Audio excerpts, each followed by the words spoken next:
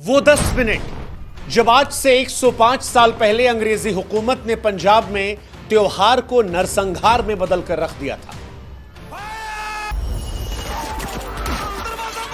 वो 10 मिनट जिसमें अंधाधुंध गोलियां चलाकर ब्रिटिश हुकूमत ने हजारों जिंदगियों को छीन लिया था।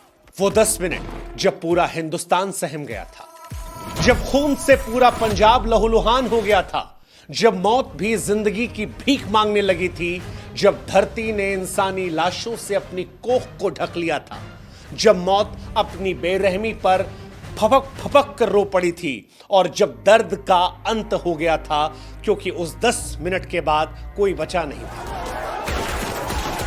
वो 10 मिनट जब बच्चों की किलकारियां गोलियों की रफ्तार में दब कर रह गई थी, जिसमें एक मां ने जब अपने बेटे को सीने से लगाया तो एक गोली आई जिसने मां और बेटे दोनों की छाती को चीरकर उनकी जिंदगी को छीन लिया था। वो 10 मिनट जब जिंदगी मौत के पास जाकर पूछती है कि ये मौत, तू इतनी बेरहम कैसे हो सकती है? इन मासूम बच्चों को देखकर क्या तुझे दया नहीं आती? और मौत हाथ जोड़कर जवाब देती है कि मैं नहीं, ये बेरहमी अंग्रेजी हुकूमत की है। वो अंग्रेजी हुकूमत जिसने आज 105 साल बाद भी हिंदुस्तानियों से उस 10 मिनट के लिए माफी नहीं मांगी है। वो 10 मिनट जो इतिहास के पन्नों से कहीं ज्यादा हिंदुस्तानियों की आंखों में जल रहे हैं, हिंदुस्तानियों के सीने में हमेशा जो धड़कते रहेंगे, हिंदुस्तानियों के जुबां पर कसक बनकर सुलगते रहेंगे, यादों में जख्म बनकर टीसते रहेंगे। वो 10 मिनट, ये 10 मिनट की कहानी है जलियांवाला बाग हत्याकांड की। नमस्कार, मेरा नाम शुभांकर मिश्रा है और आज तारीख कोई भी हो जिस दिन आप ये वीडियो देख रहे हैं, लेकिन उस दिन तारीख 13 अप्रैल साल 1919 थी। भारत के इतिहास का यह वो काला दिन था जिस दिन हजारों बेकसूरों की हत्या हुई थी। बर्बरता की ऐसी पराकाष्ठा पार की गई कि आज भी दीवारों पर उन गोलियों के निशान नजर आते हैं। आज भी वो निशान देखकर आप सहम जाएंगे, डर जाएंगे, रूह जो है वो कांप जाएगी।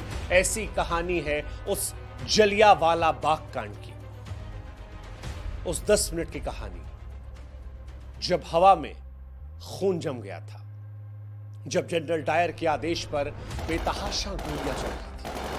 खेलते बच्चे अचानक लाश बनकर गिरते जा रहे थे। कोई प्यास से तड़प कर मर गया, कोई दीवार से चिपक कर जम गया, कोई कुएं में कूदकर खुद को बचाने के लिए धरती माता में समा गई। आज भी हिंदुस्तानियों के सीने में वो इतिहास जल रहा है, क्योंकि जलियांवाला बाग के हर कण में दफन है एक दर्द की कहानी, एक ऐसी कहानी जिसे सुनते सुनते सांसें थम जाती हैं, एक ऐसी कहानी जिसे जानने के बाद लहू अपने आप गर्म हो जाता है, क्योंकि जलियांवाला बाग की कहानी कोई कहानी नहीं है, एक जख्म है, एक ऐसा जख्म जो बार बार ये कहता है कि अंग्रेजी हुकूमत की उस खौफनाक पराकाष्ठा को कभी भूलो मत, कभी माफ मत करो। ये वो इतिहास है जिसे हम और आप भुला नहीं सकते। ये वो इतिहास है जिसे कोई झुठला नहीं सकता, जिसे कोई बरगला नहीं सकता। लेकिन क्या हुआ था उस दिन जलियांवाला बाग में, आज हम आपको बताएंगे। दरअसल प्रथम विश्व युद्ध के दौरान जब भारत पर ब्रिटिश हुकूमत का शासन था तो भारत गुलाम था। लगभग 13 लाख भारतीय सैनिकों ने इस युद्ध में हिस्सा लिया था। ये सैनिक ब्रिटिश झंडे तले लड़े थे, अपने खून पसीने से उनकी लड़ाई को मजबूती दी थी। इस युद्ध में 43,000 से ज्यादा जवान शहीद हुए थे। उस समय देशवासियों के मन में एक उम्मीद जगी थी कि शायद युद्ध के बाद अंग्रेज भारत को आजादी दे देंगे, या कम से कम जो जुल्म भारत पर वो ढा रहे थे, भारतीयों पर ढा रहे थे, उन नीतियों में थोड़ी नरमी लाएंगे। लेकिन हिंदुस्तान की ये उम्मीदें धरी की धरी रह गई। उल्टा ब्रिटिश सरकार ने उस दौर में नए नए कानूनों के जरिए अपनी पकड़ को और ज्यादा सख्त कर दिया, जिससे लोगों का गुस्सा और ज्यादा बढ़ने लगा। उसे गुस्से के आग में घी डालने का काम उस वक्त किया था रॉलेट एक्ट ने। प्रथम विश्व युद्ध के बाद ब्रिटिश सरकार ने एक ऐसा कानून बनाया जिसने लोगों के सब्र के बांध को तोड़ दिया।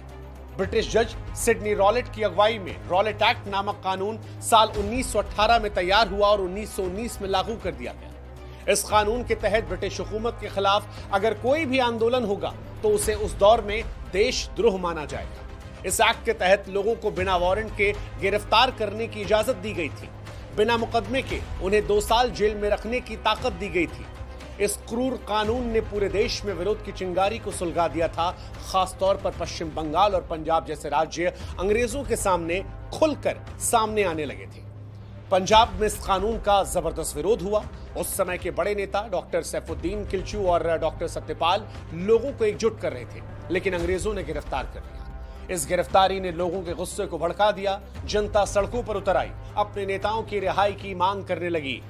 लेकिन इसी बीच जब पंजाब में हालात बेकाबू होने लगे, तब ब्रिटिश सरकार ने मार्शल लॉ लागू कर दिया और फिर आया वो काला दिन। तारीख 13 अप्रैल साल 1919। अमृतसर के जलियांवाला बाग में लोग एक शांतिपूर्ण सभा करने के लिए तैयार हो रहे थे। उसी बाग के पास एक मंदिर था। लोग अपने परिवारों के साथ पास के मंदिर में पूजा करने पहुंचे। जब उन्हें पता चला कि जलियांवाला बाग में एक शांतिपूर्ण बैठक होने वाली है, तो वहां से वो चले गए। करीब 15 से 20 हजार लोग उस बाग में जमा हो गए। नेताओं के भाषण चल रहे थे, माहौल शांत था। उसी समय ओडायर, जो पंजाब का लेफ्टिनेंट गवर्नर था, 12:40 पर ओडायर को उस जलियांवाला बाग की सूचना मिलती है कि बैठक होने वाली है। डायर ने गोरखा रेजिमेंट को भेजा, जिसका सेनापति था आर डायर। आर डायर शाम करीब 4 बजे 90 सैनिकों और राइफलों के साथ वहां पहुंचता है। जलियांवाला बाग से बाहर निकलने का सिर्फ एक रास्ता था और डायर ने अपने सैनिकों के साथ उस रास्ते को घेर लिया। इसके बाद जो कुछ हुआ वो आज भी हिंदुस्तानियों की रूह कपकपा देता है। आज भी ब्रिटिश साम्राज्य को लेकर गुस्सा पैदा कर देता है, लहू को गर्म कर देता है और एक सवाल पूछता है कि इंसान इंसान को लेकर इतना बर्बर कैसे हो सकता है। दरअसल बिना किसी चेतावनी, बिना किसी वजह जनरल डायर ने गोली चलाने का आदेश दे दिया। सैनिकों ने भीड़ पर अंधाधुंध फायरिंग शुरू कर दी। लोग बेतहाशा जान बचाने के लिए इधर उधर भागने लगे। बाग के बीच में कुआं था, जिसमें लोग छिपने के लिए कूद पड़े, लेकिन सैनिक वहां भी नहीं रुके। कुएं के ऊपर से पानी में गिरे लोगों पर अंधाधुंध गोलियां चलाने का आदेश दे दिया गया। जो जिंदगी बचाने के लिए कुएं में गए थे, उन्हें बाहर निकलने का मौका ही नहीं मिला। करीब 10 मिनट तक वहां गोलियां चलती रही। 1650 राउंड फायर किए गए। फायरिंग रुकेगी नहीं, ऐसा जनरल डायर का आदेश था। लेकिन फायरिंग रुकी। इसलिए नहीं रुकी क्योंकि आदेश को बदला गया था, बल्कि इसलिए रुकी क्योंकि बंदूक की सारी गोलियों को हिंदुस्तानियों के ऊपर खत्म कर दिया गया था।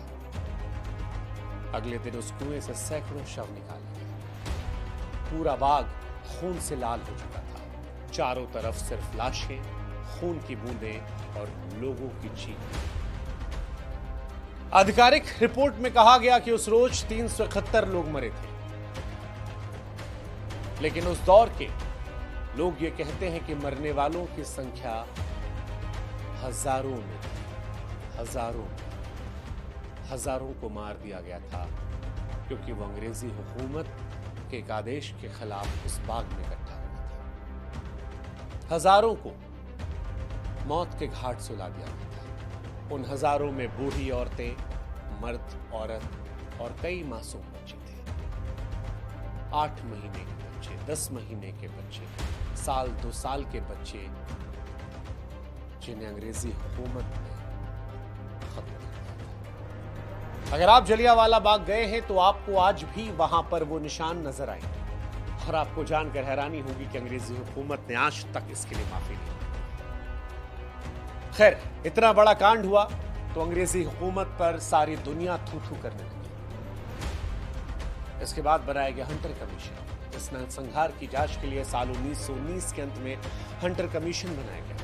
जनरल डायर ने बयान दिया कि जब वो बाग में पहुंचा तो भारतीयों ने उस पर हमला किया। जवाबी कार्रवाई में उसने गोली चलाई, लेकिन ये बात सफेद झूठ थी और ये बात साबित हुई। जांच में ये बात साफ हुई कि कोई हमला नहीं हुआ था। जनरल डायर का ये एक तरफा नरसंहार था। लेकिन हैरानी की बात यह थी कि इस कमीशन ने डायर को इसके बावजूद निर्दोष घोषित कर दिया। अजीब है ना, बर्बरता की वो कहानी। हालांकि हिंदुस्तानियों के सीने में इस घटना से जो आग लगी थी वो बुझी नहीं थी और 21 साल बाद 13 मार्च साल 1940 को लंदन के कैंगस्टन हॉल में जब एक पार्टी चल रही थी जहां पर डायर मौजूद था और जब उसने गर्व से कहा कि मुझे जलियांवाला बाग कांड का कोई पछतावा नहीं, अगर मौका मिला तो मैं वो दोबारा कर सकता हूं, तो वहां खड़े एक शख्स ने अपनी किताब में छिपाई बंदूक को निकाला और डायर के सीने पे गोलियां मार दी। डायर की ऑन द स्पॉट डेथ हुई। उस शख्स का नाम उधम सिंह था, जिस पर आपने एक पिक्चर भी देखी होगी। गोली मारने के बाद उधम सिंह मुस्कुराते रहे, अपने आप को सरेंडर कर दिया। इस बदले को लेने के लिए उधम सिंह ने 21 साल का इंतजार किया था। भारत से ब्रिटेन गए थे और बदला लिया था। यह कहा जाता है कि उधम सिंह जलियांवाला बाग नरसंहार के दौरान वहीं पर मौजूद थे जिस वक्त यह घटना हुई थी और इस घटना ने उनके जीवन पर असर डाला था। उस वक्त उनकी उम्र 12-13 साल थी, लेकिन 2 दशक के बाद उन्होंने इस घटना का बदला लिया। हालांकि यहां हम आपको बता दें कि जब यह घटना हुई थी उस वक्त पंजाब का लेफ्टिनेंट गवर्नर ओ डायर था। उसने जिस रेजिमेंट को भेजा था उस रेजिमेंट के सेनापति आर डायर था। आर डायर ने ही ऑन द स्पॉट गोलियां चलवाई थी। उधम सिंह ने जनरल ओ डायर को मौत के घाट उतारा था, क्योंकि इस घटना के कुछ साल बाद ही आर डायर की मृत्यु हो गई थी। जलियांवाला बाग की यह घटना भारत के इतिहास का एक ऐसा दाग है जो कभी मिट नहीं सकता। यह कहानी न सिर्फ अंग्रेजी हुकूमत की क्रूरता को बताती है, बल्कि यह भी बताती है कि हमारे पुरखों ने आजादी की लड़ाई में कितने बलिदान दिए। अब आपके मन में सवाल आ सकता है कि यह किस्सा हम आज क्यों सुना रहे हैं। इस किस्से को सुनाने की 2 मुकम्मल वजह है। पहली वजह अप्रैल 13, भारत के इतिहास की वो काली तारीख जिस दिन यह घटना हुई थी, वो घटना निकट है। और दूसरी वजह कि जलियांवाला बाग कांड को लेकर एक पिक्चर आ रही है। एक पिक्चर जिसमें जलियांवाला बाग हत्याकांड की स्थिति और भारतीय राष्ट्रीय कांग्रेस के पूर्व अध्यक्ष और वरिष्ठ वकील सी शंकरन नायर के नेतृत्व में इस घटना के बाद न्याय की लड़ाई को दर्शाया जा रहा है। अक्षय कुमार इस फिल्म में शंकरन नायर की भूमिका निभा रहे हैं, जिन्होंने साल 1919 में सैकड़ों लोगों की जान लेने वाले ब्रिटिश अधिकारी कर्नल डायर को सजा दिलाने के लिए मुकदमा लड़ा था। 3 मिनट के इस ट्रेलर में जब अक्षय कुमार जनरल डायर से सवाल पूछते हैं कि वहां 8-9 साल के बच्चे में कौन सा खतरा उन्हें महसूस हो रहा था, इस हत्याकांड के जब कुछ दृश्य उस ट्रेलर में दिखाए जाते हैं तो लहू जो है वो उबाल मारने लगता है। जलियांवाला बाग का भारत के इतिहास का वो काला सच जिसे भुलाए भी भूला नहीं जाएगा, जो अंग्रेजी हुकूमत की बर्बरता को हर साल 13 तारीख को याद दिलाएगा। इस कहानी को सुनाने का मकसद सिर्फ उन लोगों को याद करना था, उन लोगों का जिक्र करना था जिन्होंने इस देश के लिए बलिदान दे दिया। क्योंकि जब हम और आप खुलकर जी रहे हैं तो हमें इतना भी याद रखना है कि एक साथी और भी था, एक साथी और भी था जो इस देश के लिए कुर्बान हो गया था। ये आज़ादी बेशकीमती है क्योंकि इसके लिए कुर्बानी हमारे पुरखों ने बहुत की थी। इसलिए जब आप आपस में लड़े मरे, हिंदू मुसलमान करें, तो ये सोचेगा कि इस आज़ादी को कितनी मुश्किल से हमने पाया है। देश को बांटने की जगह देश को जोड़ने, सांप्रदायिक सद्भाव बनाए रखने में अपनी ऊर्जा को ज़ाया कीजिए तो शायद देश का भविष्य बेहतर होगा। इसी उम्मीद के साथ हम आपसे इजाज़त लेते हैं, फिर मिलेंगे आपसे किसी और कहानी में। तब तक जय हिंद, जय भारत, नमस्कार।